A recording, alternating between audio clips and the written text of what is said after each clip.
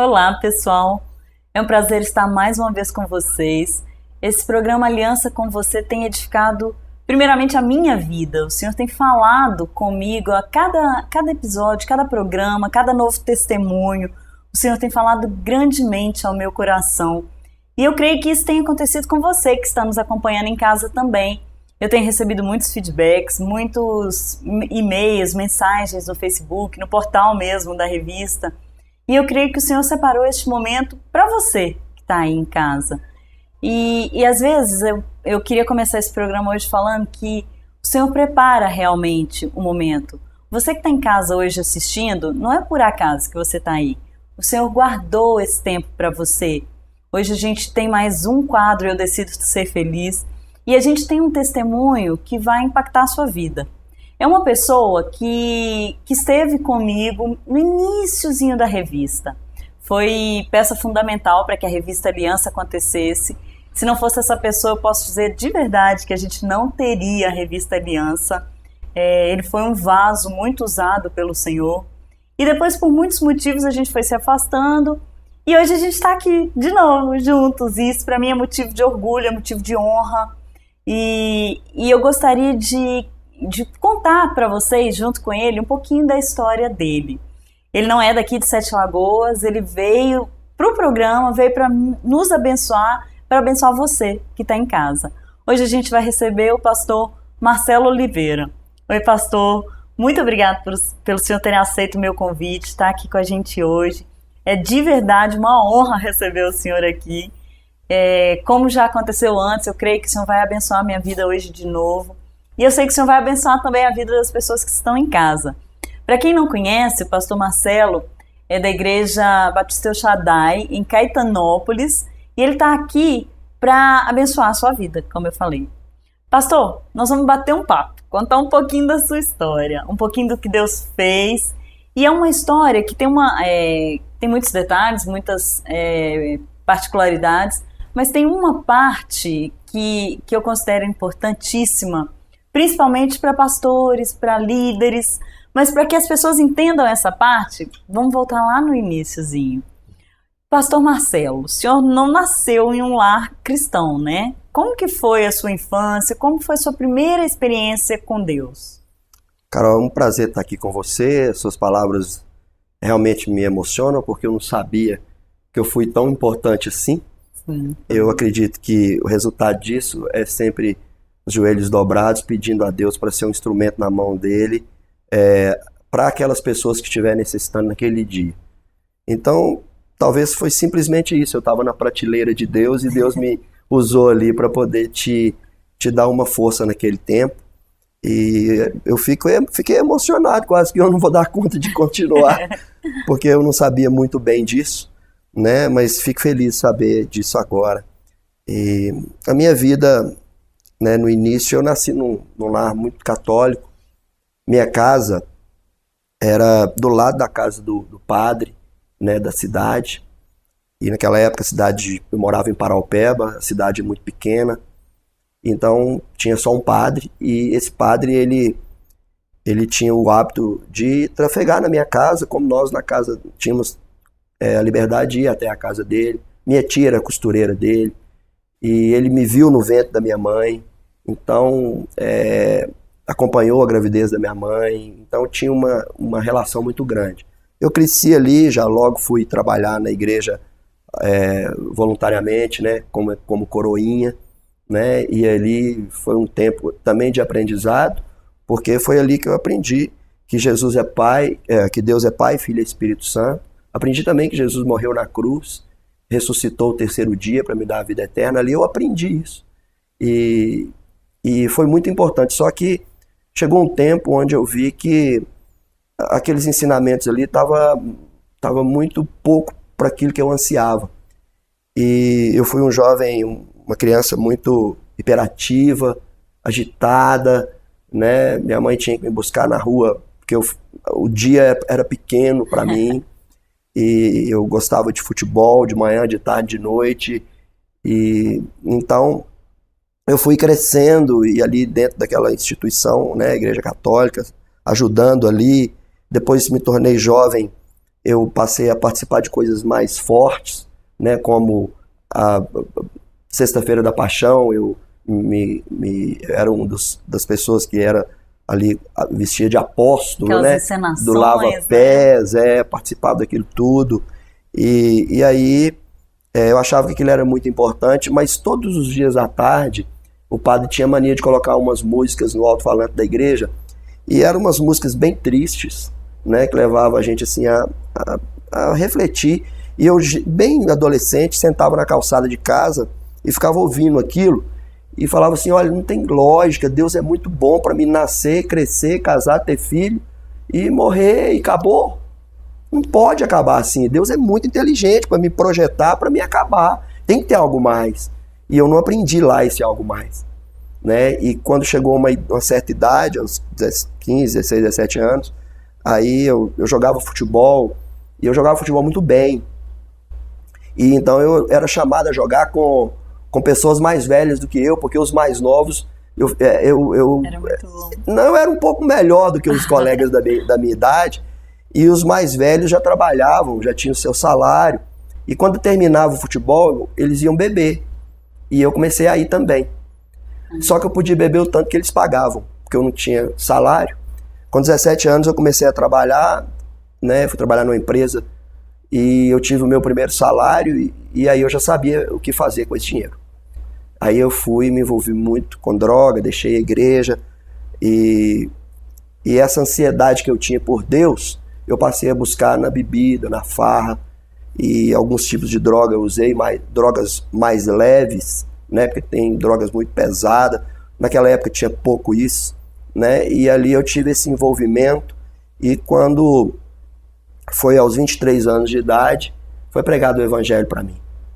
E aí me convidaram para ir à igreja evangélica, eu fui. Naquela época a igreja devia ter umas 25, 30 pessoas, eram muito poucos evangélicos. Isso foi em 1993. E no carnaval de 92 eu quase tive uma overdose.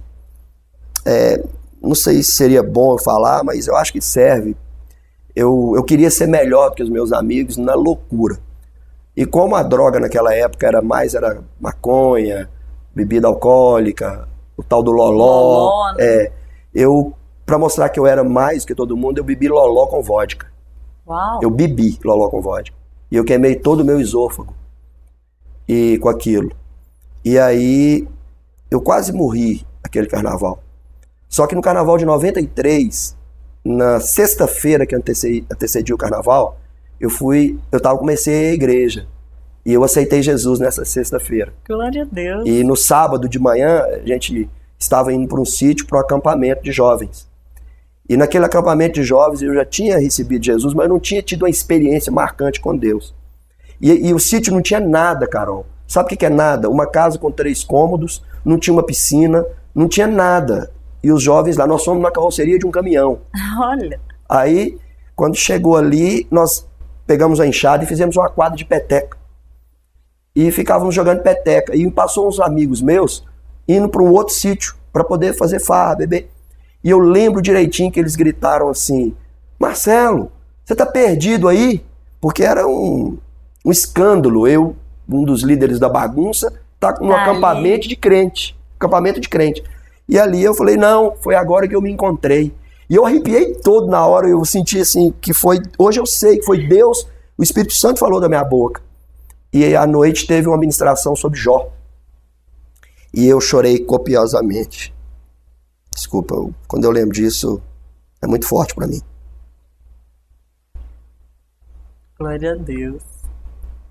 Eu chorei copiosamente ali naquela ministração, que um jovem presidente dos jovens estava fazendo ali. E eu tive um encontro muito forte com Deus.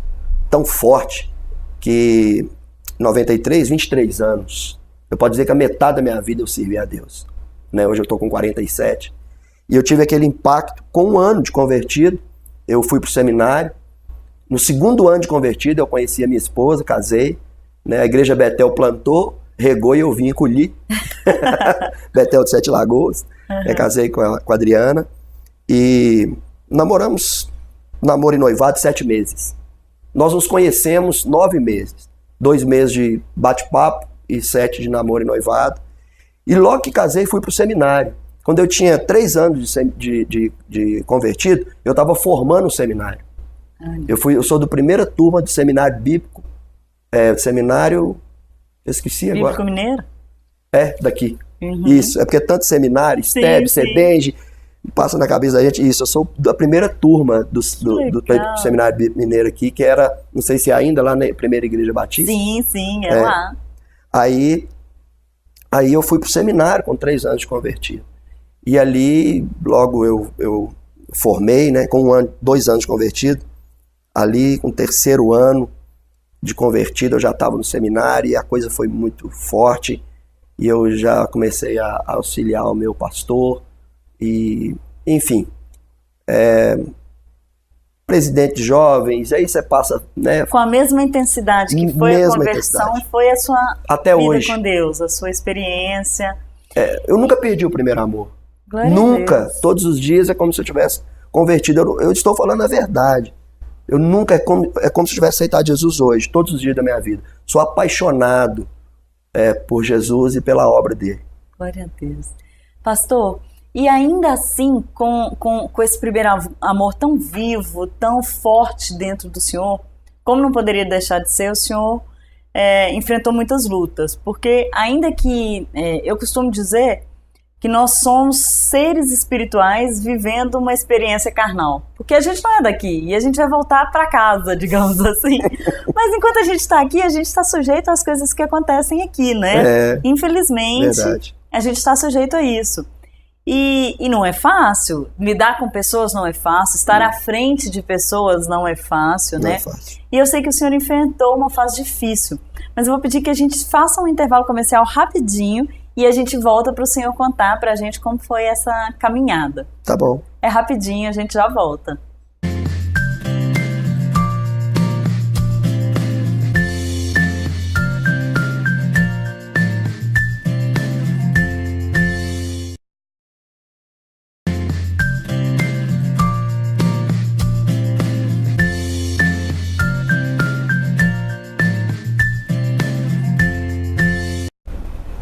Nós estamos de volta aqui com o pastor Marcelo Oliveira, Marcelo de Oliveira, para falar para vocês o que Deus fez na vida dele. E agora vem uma parte que eu tenho certeza que vai impactar a sua vida também.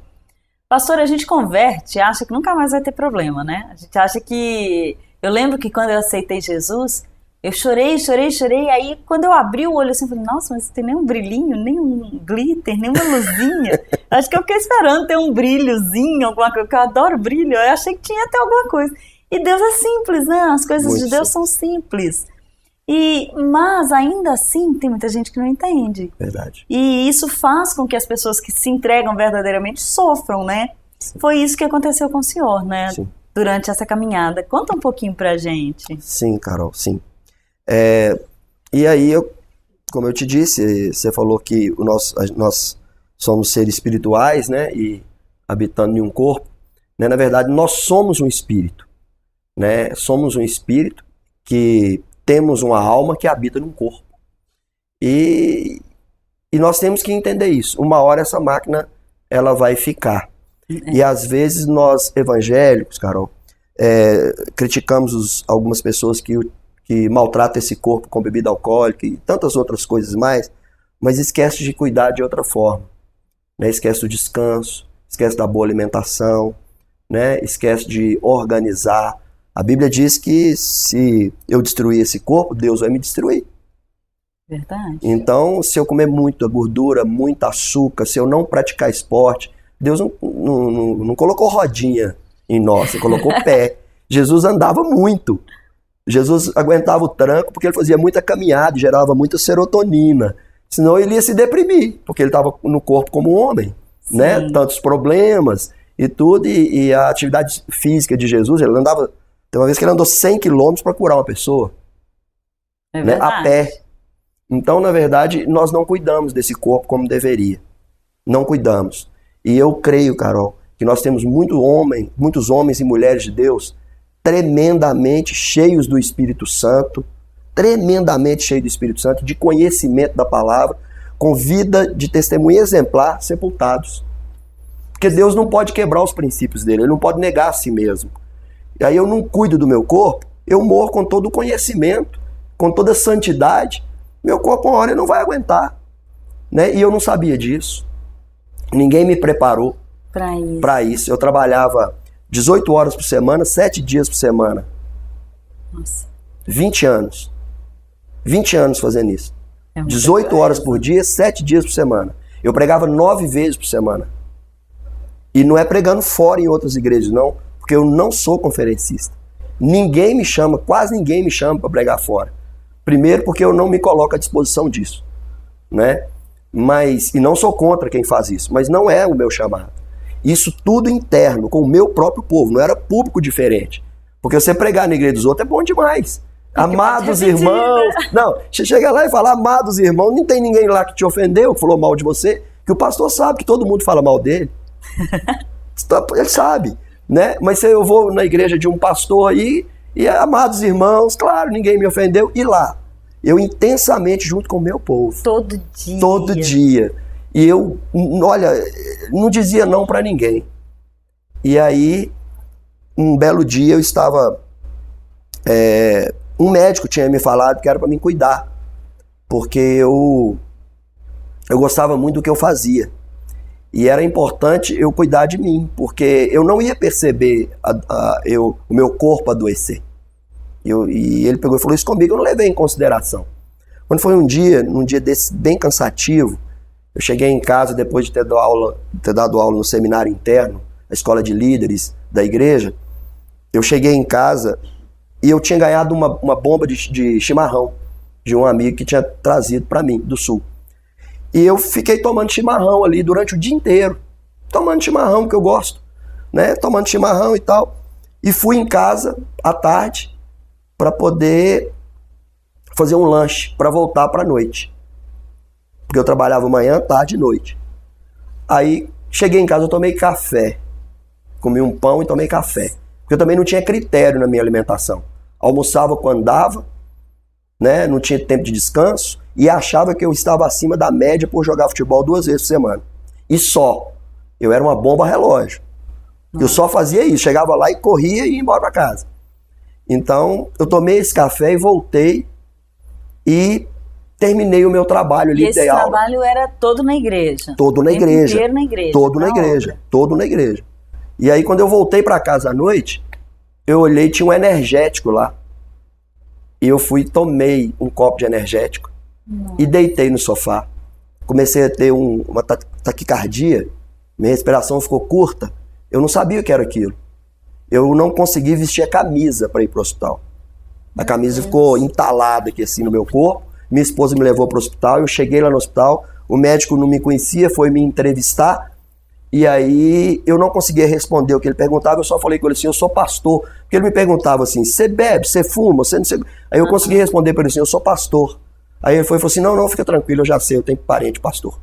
Aí me deu uma injeção, fez um eletrocardiograma e falou para mim, você vai ter que tomar um medicamento, paroxetina. E me deu a paroxetina. Eu tomei um comprimido e não senti bem. E não tomei mais. Quando passou um bom tempo, meses depois, eu estava jogando futebol à tarde. E até foi num lance assim, no final do primeiro tempo, eu dei uma arrancada muito forte, e aí aquele lance terminou, o juiz paralisou o jogo para o intervalo, e eu lembro que eu fiquei tonto. Eu tomei uma água e fiquei tonto, e deitei no banco de reservas. E isso não era comum, ninguém me via fazer isso. Uhum. Aí veio um e falou, o que foi? Eu falei, não estou passando bem não. Vamos voltar. Aí eu comecei a voltar para o campo, e vi que não estava bem. E voltei. Olha, Deus é tão tremendo que o nosso grupo de futebol lá de veteranos, que é a AVEC, são 100 e poucos veteranos, de 35 até 60 anos. Todo mês, o pessoal da saúde vai lá furar o nosso dedo, olhar a pressão, esse tanto de coisa. Eles estavam lá esse dia. Eu já tinha passado por eles. Minha pressão estava ótima, estava tudo bem. Só que a hora que eu passei mal, eles vieram correndo. E olharam minha pressão estava muito alta. Aí já me colocaram no carro e já me levaram para o hospital. Esse dia eu fiquei mal, fiquei confuso, não sabia o que falar. Eles me perguntavam as coisas, eu não sabia responder. Fiquei muito confuso, achei que ia morrer.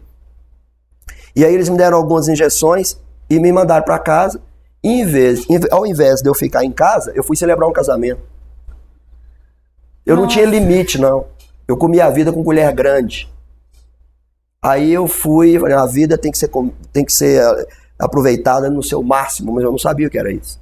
E de repente, eu fui, celebrei aquele casamento, fiquei muito mal, e assim, sem condição de trabalhar. Eu não tinha condição de trabalhar. E eu tive continuar a sua rotina. Não tinha condição nenhuma, eu tinha medo. Quando o telefone tocava, me dava medo. Me dava muito medo quando o telefone tocava. Eu não queria ver ninguém. Qualquer pessoa que chegasse na minha casa para me ver, eu começava a ter sudorese. Até que um dia um amigo, em cortar o assunto, esse amigo chegou lá e eu estava fazendo vômito. De nada. Simplesmente começou a acontecer. Do nada. Do nada. Entende? Só que depois eu descobri que eu tive uma enxaqueca naquele campo de futebol. Só que, como o médico descobriu que eu estava com síndrome do pânico e depressão, aquela enxaqueca desencadeou a síndrome do pânico e da depressão. Meu Deus. Porque a síndrome do pânico é assim, nasce uma espinha em você, você pensa que é câncer. Aí, quem é que nunca pensou assim, você coloca seu filho na escola e pensa assim, depois assim, se entrar um atirador lá, né? Todo mundo pensa assim, se cair um avião aqui em casa, né? Isso aí chama medo. O pânico é você ter certeza que o atirador entrou lá. Você até vê seu filho todo ensanguentado lá, entendeu? E minha filha na escola, e eu pensava assim, vai entrar um atirador lá. E é isso que é o síndrome do pânico. E a depressão é você começar a fazer conta, quantos anos você vai fazer, quantos anos você vai viver. A depressão é o seguinte, todos nós andamos em cima de uma fina ponte da espessura dos nossos pés. Só que nós não vemos de maneira nenhuma que existe um abismo do lado direito e do esquerdo. Quem nunca teve depressão não enxerga. Já teve depressão? Não. Então você não enxerga o abismo. Sim, e inclusive, é por isso que eu falei que é um tema tão importante, porque eu tenho dificuldades de entender até, porque eu nunca tive. Se eu for falar de depressão, o programa vai ter que ser 3 horas. Porque eu estudei tudo isso, além de sentir, eu estudei. E esse é o nosso maior bloco. Hoje a gente vai ter um bloco maior, esse que a gente já está nele, justamente para que o senhor possa contar um pouquinho mais pra gente. Um bloco de uns 20 e poucos minutos para justamente ter. Tem mais uns 5? Temos sim.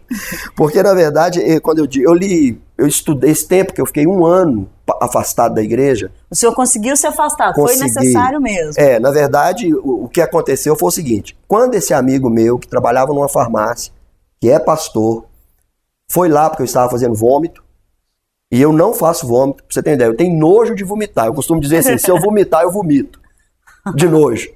Então, eu fiz vômito e não saía nada, e aí eu tinha acabado de chegar do Hotel Tauá, de 5 dias no Hotel Tauá em Araxá com minha esposa, que a igreja me deu de presente, alguns irmãos me deram de presente para me descansar. E eu tinha acabado de chegar. Gente. E não era isso. Eu tinha que descansar, mas não era isso. Aí eu fiz esse vômito, mandei chamar ele veio e falou comigo assim, você está com depressão e síndrome do pânico. Eu falei com ele assim, você é muito homem para falar isso comigo, você não acha não?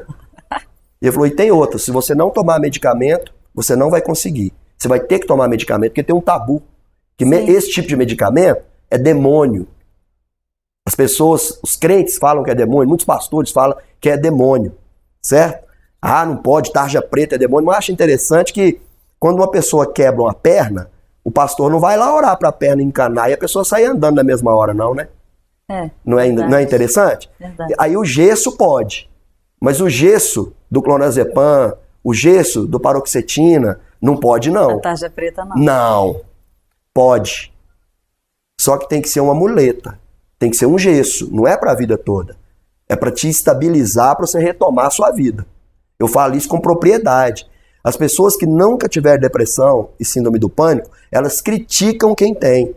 E falam que você... Olha, me pegava, me colocava no carro, me levava para uma fazenda, me ver galinha, porco, árvore. Eu não queria, não.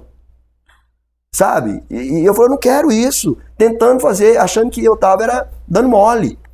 Né? Então, na verdade, quando eu tive isso, esse amigo meu falou isso, aí eu tive que acreditar. Aí eu fui lá naquele medicamento, que ele falou assim, você vai ter que tomar um medicamento. Aí minha esposa buscou, ele falou, esse é o melhor medicamento. que era o paroxetina. Aí eu comecei a fazer o uso conforme o médico me falou. Aí eu fui para a psicóloga, a psicóloga me fez 14 sessões, era 15. Ela me deu alta, ela falou para mim, você não está doente, você está em crise. Ah, sim. Aí, e a psicanalista também me disse, você não é assim, você está assim. Foi as duas palavras rema. No dia do meu aniversário eu estava em depressão, em síndrome do pânico. Eu fiquei 14 dias sem dormir. Sem dormir. E sem comer. Eu perdi 7 quilos. Uau. E quase morri quando levantei da cama, porque a minha panturrilha balançou quando eu dei um passo. E minha panturrilha nunca balançou, porque eu sempre joguei futebol. Nossa. E eu assustei demais com aquilo. E me vi acabando. Me vi sendo consumido. Eu estava, claro, alvo de tão mal que eu estava. Aí foram me levar para o aniversário meu, num culto na igreja. Eu quase voltei para trás na porta. Eu não tinha estrutura para entrar na igreja, que eu era pastor. Meu Deus. E a minha psicanalista foi convidada a pregar, porque ela era pastora, lá de Belo Horizonte. Pastora Benildes. E ela veio para pregar e sentou do meu lado. E eu falei com ela assim, pastora, eu vou ficar assim o resto da vida? Ela falou assim, você não é assim. Você está assim. Aquilo ali encheu meu coração. O que eu mais queria era voltar a aconselhar, a pregar. A coisa que eu mais queria. Eu nem gosto muito de pregar, eu prefiro muito mais aconselhar. E aí, de repente, eu aceitei, submeti ao tratamento. Na 14ª sessão, a doutora Ana Ruth me deu alta, né? E aí eu continuei com o psiquiatra até hoje. Eu trato com o psiquiatra, os meus medicamentos estão sendo reduzidos e eu comecei a ter, que eu não tinha. Hoje eu já tenho 1h40 de oração diária. Glória Eu não a Deus. tinha nem um minuto. Eu orava agradecendo a Deus pelo dia e já partia para as atividades. E uma vez eu tive com David Cornfield, aquele que é pastor David Cornfield, da editora, é muito famosa essa editora, eu vou me lembrar. Ele perguntou para mim sobre o tempo de oração que eu tinha. E eu falei que eu não tinha. E ele falou que era o mesmo problema que ele teve no passado. E ele mandou eu começar com 2 vezes por semana, 15 minutos. E eu comecei. Né? Hoje eu não consigo orar 1h40. Porque dá 1h40, ainda falta um tanto de coisa para orar. Né? Uhum. E então, na verdade, eu passei a alimentar corretamente. Tem 3 anos e meio que eu não tomo refrigerante. Eu não como açúcar cristal, só mascavo. Minha alimentação é a base de verduras, frutas e coisas semelhantes. E eu tenho hora para almoçar todos os dias, 12h30, salvo um dia ou outro que acontece um imprevisto. Eu faço pilates, eu pratico mountain bike, pratico futebol, faço caminhada, 7 km de caminhada todos os dias, praticamente quase todos os dias. E organizei o meu tempo, eu folgo toda segunda-feira e a igreja não fechou, não. E ninguém morreu, não. E a igreja ama quando... segunda-feira eu estou indo com minha esposa para a Serra do Cipó. Vou ficar 5 dias lá. Sossegado, descansando com ela. Não é férias, não. É um recesso. E a igreja vibra com isso, porque quando o pastor volta, o pastor, ele está pronto. Eu estou aqui tranquilo com você. Cheio de energia, cheio de saúde, cheio de vontade.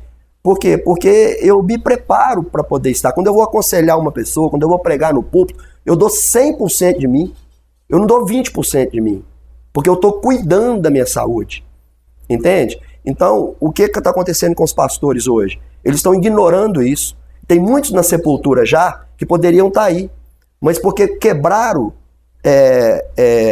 os princípios da palavra de Deus e desobedeceram o seu corpo. E aí passaram a ter esse problema. Né? Tem muitos pastores de depressão que você não sabe. Sabe o que aconteceu comigo, Carol?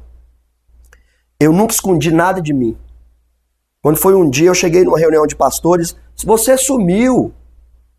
Eu falei, não, tem 1 ano que eu fiquei afastado. Por quê? Depressão e síndrome do pânico. Parecia que eu estava, sabe, revelando... Eu tomo clonazepam e Pondera, eu tomo. Aí, sabe o que eles falaram pra mim?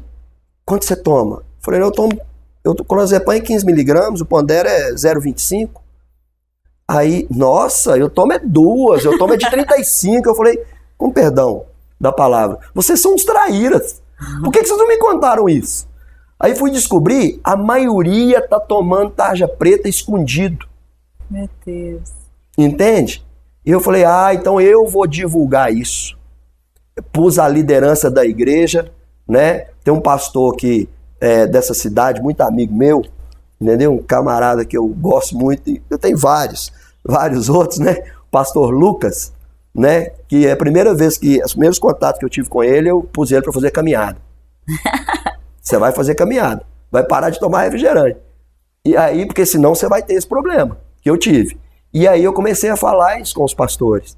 E eu quero dizer para você, Carol, que tem muito pastor aí que está à beira da morte e o rebanho não sabe. E vai estourar a qualquer hora. Porque não descansa, leva os problemas todos para casa, acham que é Deus. Deus falou comigo, você está fazendo a minha obra ou a sua? Na hora que eu estava orando. Eu falei, Senhor, eu estou fazendo a minha, então faça a minha. Nossa. Passado um tempo, ele perguntou para mim, e agora? Você está fazendo a minha obra ou a sua? Eu falei, a sua. Ele falou, para mim ou para você? Nossa. Eu peguei e falei assim, não, para mim. Ele falou, então faça a minha obra para mim. Eu sou Deus. O meu filho casou com a igreja, não foi você. Muito Aí forte, eu falei, meu Deus, né? O quarto de guerra funciona. O quarto de guerra funciona. E aí Deus falou comigo poderosamente, eu mudei a minha vida completamente. Eu tenho tempo para os meus filhos, tenho tempo para minha filha, brinco de Uno, brinco de dedanha com a minha filha, a gente faz pipoca, ela tem 14 anos, entende? Faço caminhada com a minha esposa, atendo todos os irmãos que precisam de mim, tenho uma equipe comigo, em vez de eu começar a investir, igual eu investia na construção da igreja, parede, eu separei obreiros para a obra. Hoje eu invisto a maior parte da entrada da igreja em pessoas, em vez de investir em parede. Entendeu? Porque Deus não mandou construir igreja, não. Jesus não mandou construir parede, não. A igreja pode reunir debaixo de um pé de manga, na rua, em qualquer lugar. Não precisa ter um prédio. Entende? Não precisa. E se nós investirmos nas pessoas, nós vamos ter uma igreja mais saudável. Nós somos a igreja. Nós somos a igreja quando estamos juntos. Sim. Entende? Igual o dedo. O dedo, ele é dedo em qualquer lugar. Mas ele só tem função de corpo quando ele está ligado no corpo. Se ele estiver separado, ele não tem função de corpo. Aqui ele é corpo. Igreja é quando estamos juntos. Certo? Não precisa de estar no mesmo lugar, não, mas no mesmo pensamento. E aí o que acontece? Hoje em dia, o que está acontecendo? As igrejas viraram instituições piedosas e algumas viraram casa de espetáculo. Jesus falou, a minha casa será chamada casa de oração. É o que se faz menos na igreja. É orar. Porque o grupo de louvor tem que apresentar. Verdade. Né? O pastor tem que mostrar que conhece teologia. É verdade. Falei muito. Não, foi uma bênção. Eu tô aqui. Eu acho que tá uma coxa de retalho. Porque... Não tá, não. Tá, foi perfeito. É muita coisa para sair assim. Eu agradeço muito o senhor ter vindo.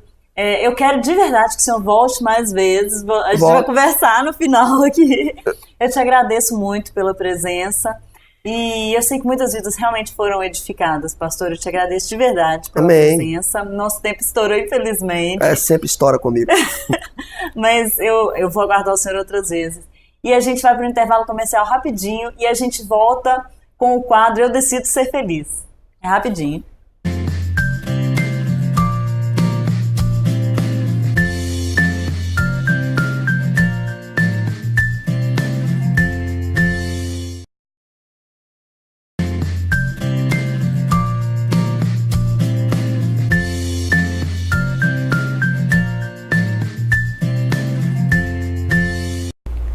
Olá, pessoal. Estamos de volta com o programa Aliança com Você e hoje com o quadro Eu Decido Ser Feliz. Olá, pastora. Ei, Carol. Ei, pessoal de casa, sejam bem-vindos a mais um quadro Eu Decido Ser Feliz, que são, né, Carol, reflexões semanais que nós podemos sim, independente de qualquer situação exterior, extrair a felicidade que está dentro de nós. E hoje eu vou começar lendo um testemunho de uma mulher super especial. Ela é lá de Campinas, em São Paulo, é a Thay. Ela é pediatra e ela quer contar o testemunho do que o Ministério Descer Feliz tem feito na vida dela. E assim, eu vou contar pequenos trechos, porque o testemunho é grande, né, Thay? Olha, aproveitando o ensejo, quero te mandar um beijo, que Deus te abençoe muito, junto com toda essa mulherada aí de Campinas. Mas ela diz assim, Carol, sempre fui uma criança muito tímida e tentava me esconder para que as pessoas não me percebessem. Vim de uma família de pais separados e devido a um contexto meio turbulento na infância, nunca tive uma boa autoestima. Achava que a felicidade era para outras pessoas e não para mim, que eu não era bonita ou com qualidades suficientes. E aí ela conta, Carol, que ela passou uma vida inteira de mentira com relação à própria identidade dela. Ela me mandou um texto enorme que passou por crises emocionais terríveis, que sempre se sentiu assim à deriva da própria identidade, da própria vida.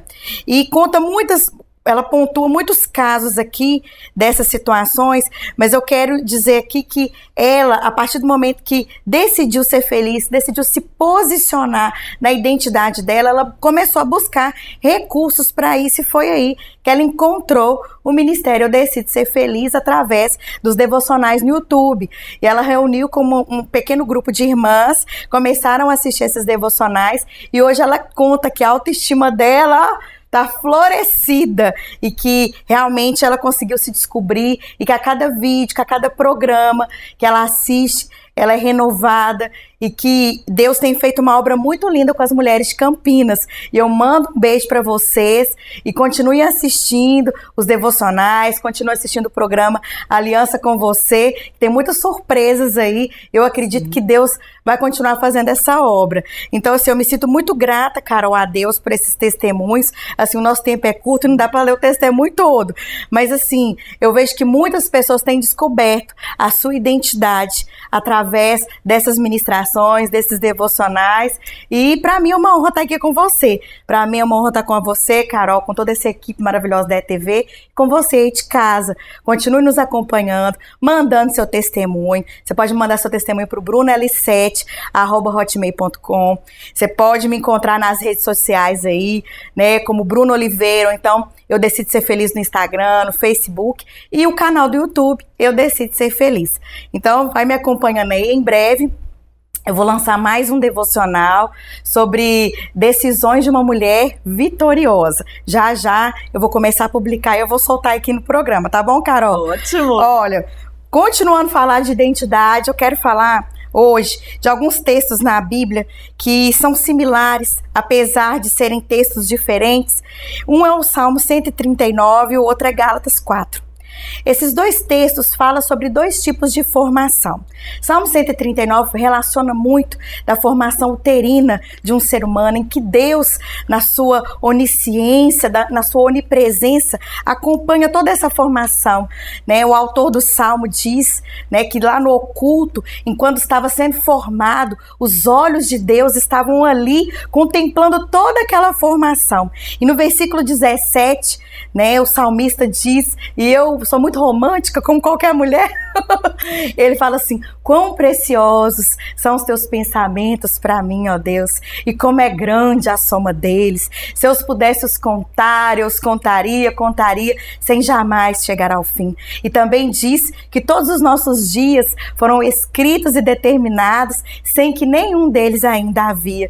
Então, esse salmo relaciona muito com a formação do ser humano, com a onipresença de Deus durante todo aquele acompanhamento e também com o propósito e a proposta de Deus na vida de cada ser humano. E lá em Gálatas 4, começa a falar de um outro tipo de formação, da formação do nosso propósito.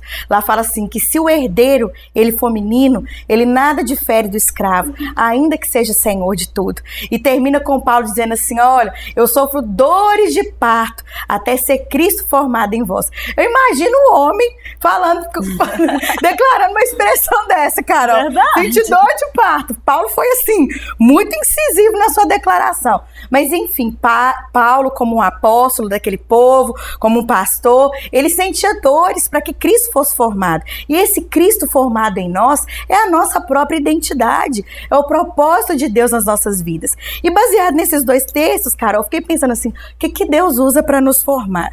Como é que é essa formação? Uma vez que eu já fui formado no ventre da minha mãe, que Deus já liberou uma palavra na minha vida, como é que é essa formação no dia a dia? Eu acredito, Carol, e você aí de casa também, que Deus, Ele a todo momento está nos formando. Eu acredito que cada um carrega uma mensagem. Deus, Carol, quando te fez, Ele te fez para carregar uma mensagem que só você tem. E você que está em casa também carrega uma mensagem. E a todo momento nós passamos por processos. A todo momento nós, igual o pastor que falou outrora aqui, antes de mim, ele disse de situações que aconteceram na vida dele, que cooperaram para a formação dele. Sim. Cooperaram para que essa mensagem fosse colocada para fora. E você estando aqui hoje, Carol, com esse programa, é a resposta de Deus para um clamor da terra.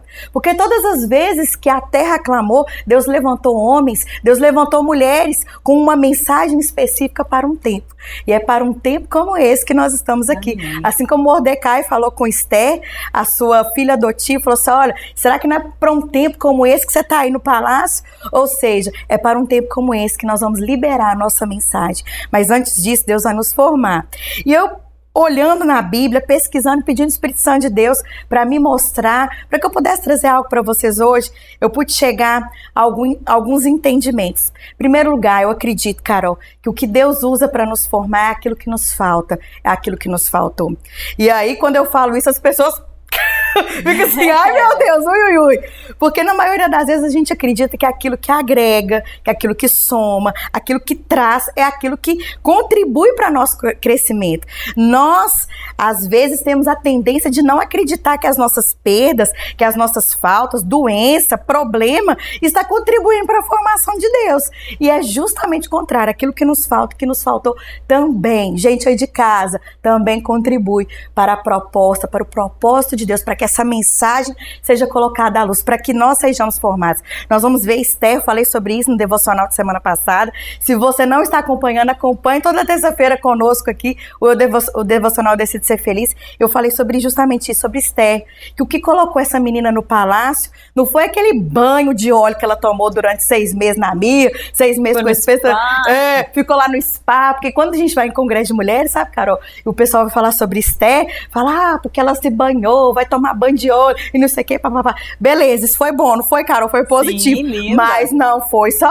isso, minha gente. Tem mais coisa. O que fez aquela mulher entrar no palácio foi justamente porque ela era uma exilada, uma estrangeira, uma órfã, justamente porque ela tinha um histórico. Porque se ela fosse uma judia normal, uma judia comum, ela não ia querer casar com um homem ímpio, não. Ela ia viver sua vidinha normal, de gente normal, com sua família normal, com filhos criados na casa do Senhor, bonitinho.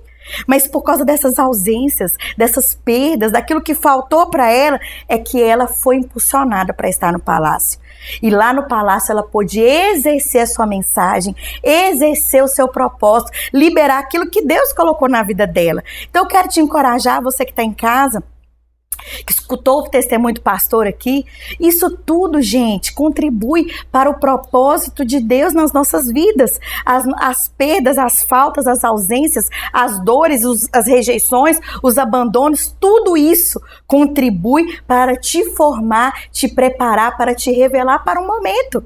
Uma vez eu escutei um testemunho da Helena Tanuri, e eu sempre falo esse testemunho aonde que eu estou, que ela estava orando, e aí ela queria dar, Carol, tudo aquilo que ela não teve, ela queria dar para sua filha. Você tem filhas, não tem? Lindas. E tudo aquilo que você não teve, você quer dar para suas filhas, não é verdade? Sim. Eu também quero, os pais querem. Tudo que, se a gente não tem faculdade, a gente quer que nossos filhos façam faculdade. Se a gente não tem casa própria, a gente quer que os nossos filhos tenham casa própria. E aí ela chorando, falou assim, Deus, eu quero que minha filha tenha, blá, blá, blá, e chorando porque não teve, quer que a filha tenha. O Espírito Santo de Deus falou assim com ela assim, olha, tudo aquilo que você não teve, tudo aquilo que você não foi, tudo aquilo que te faltou, contribuiu para te transformar em quem você é hoje. E aí tem aquela música do Diante do Trono, né? Nunca me deixes esquecer de tudo que tenho, tudo que sou, que eu vier a ser, vem de ti, Senhor. E hoje ela canta essa música trocada, Carol. Ela canta assim, nunca me deixes esquecer do que não tenho, do que não sou, o que eu não vier a ser, também vem de ti, Senhor, também vem de Deus para nos formar. Então, o segundo ponto que eu vejo aqui, o que Deus usa para nos formar, são as pessoas. As pessoas têm essa, como é que eu falo, essa habilidade de Deus para nos formar. Eu lembro do testemunho de Ana, no livro de Samuel, que conta que Ana tinha uma rival, Penina. E nós sempre temos muitas Peninas nas nossas vidas, né? E Penina caçoava porque Ana não podia gerar. Penina era, naquela época, um homem podia casar com mais de uma mulher. Hoje não, viu, gente? Hoje cada um segura o que tem aí, mas naquela época tinha essa cultura aí, digamos assim. E ali Penina zombava de Ana, porque Ana não podia gerar, que Ana era menos do que ela, e Ana sofreu muito essas humilhações, né? Porque o ser humano, ele é muito, como é que eu posso dizer, mensurado, nós somos aceitos à medida que nós somos o quê? Damos resultado, que nós temos aquele senso popular de realização. Então, se você dá resultado, você é aceito. Se você não dá resultado, você não é aceito. E quantas pessoas, até você mesmo, está nos acompanhando, está acompanhando o programa Aliança, que se sente angustiado, porque se sente mensurado por aquilo que você tem, por aquilo que você pode realizar, pela sua capacidade de realização. E Ana se sentia menos, se sentia inferior, porque não podia gerar. E naquele contexto ali, diante de tantas afrontas, de tantas humilhações, Carol, aquilo ali contribuiu para formar a Ana, porque ela chegou num período tão drástico de oração na vida dela, devido ao que ela passou com Penina. E ali ela orou de uma maneira tão, como é que eu posso dizer, tão diferente, que o próprio sacerdote não conseguiu reconhecer que ela estava orando, falou que ela estava bêbada. E ali ela teve condição de se humilhar, porque qual é a pessoa que, se o pastor acusar que tá bêbada, a pessoa tá orando, e o pastor fala assim, você até é tonto, a pessoa vai ter condição de falar assim, não, meu Senhor, eu tô orando. E Ana teve essa condição, ela se humilhou mais, porque se fosse no meu caso, no caso de outras pessoas, pastor, como assim que você não tá entendendo? Porque ele já estava desviado há muito tempo, ele não conseguia diferenciar quem estava orando de quem estava bêbado, porque ele estava desviado. Mas mesmo assim, ela se submeteu à autoridade daquele pastor. Mesmo ele estando fora da casinha, ela se submeteu. Por quê? Porque ela já tinha passado por um treinamento que tinha formado, que tinha forjado. Então essas pessoas, essas peninas nas nossas vidas, que nos resistem, que pisam no nosso calo, que falam mal da gente, que trai, que decepciona, essas pessoas estão contribuindo efetivamente para nós sermos formados, para nosso propósito ser formado. E eu finalizo que, em terceiro lugar, o que contribui para a nossa formação, Carol, são as perdas. Sim, as perdas. Nós vamos ver que Noemi e sua família saíram de Belém, da terra do pão, e foram para Moab, uma terra estrangeira. E lá Noemi perdeu todo mundo, perdeu filho, perdeu marido, e decide voltar para Belém. Então, ali em Moab, ela perdeu muita coisa, ela perdeu a sua família, e foram essas perdas que a fizeram reconciliar com Belém. Você lembra que eu falei desse devocional aqui? Verdade. Né? Perdão, caminho de volta para Belém, e eu vejo isso, sabe, gente? Muitas vezes a gente perde coisas nas nossas vidas para nos recolocar no propósito, para nos recolocar naquilo que Deus tem para as nossas vidas. Então, eu espero que você consiga relacionar isso tudo com a sua vida, assim como eu relaciono todos os dias, e nós vamos conseguir relacionar, né, Carol, durante todo esse processo de formação, que você que está nos acompanhando carrega uma mensagem de Deus, carrega algo que é para passar para outras pessoas, carrega um propósito, e que Deus está te formando e está usando aquilo que não soma, aquilo que você perde, aquilo que não agrega, está usando todas essas coisas que você não tem para a construção dessa formação, está usando as peninas da vida, sabe, as resistências de pessoas, as pessoas, né, de uma maneira geral, para contribuir para essa formação. E finalmente ele né, usa as perdas também como propósito de toda essa formação para sua vida. E eu espero, Carol, que essa meditação tenha abençoado você que está aí nos acompanhando, que Deus te abençoe muito. Eu quero mandar um beijo pro meu marido, meu filho, João Daniel. Meu marido, ele está passando um processo de enfermidade. Te peço que você consiga orar por ele, amém, tá? E, né, se você é intercessor, esteja orando por nossa família, e que Deus te abençoe muito. Beijo pro Eu Decido Ser Feliz, que se encontra toda quarta-feira no Ministério Mevan, aqui em Sete Lagoas, às 20 horas, na rua Benedito Valadares, número 298. E é isso, Carol. E é isso que eu tenho para falar. Muito obrigada mais uma vez. Amém. A gente vai estar aqui com ela de novo na semana que vem. E amanhã eu te espero com mais um programa Aliança com você. Beijo. Até lá. Deus abençoe. Beijo.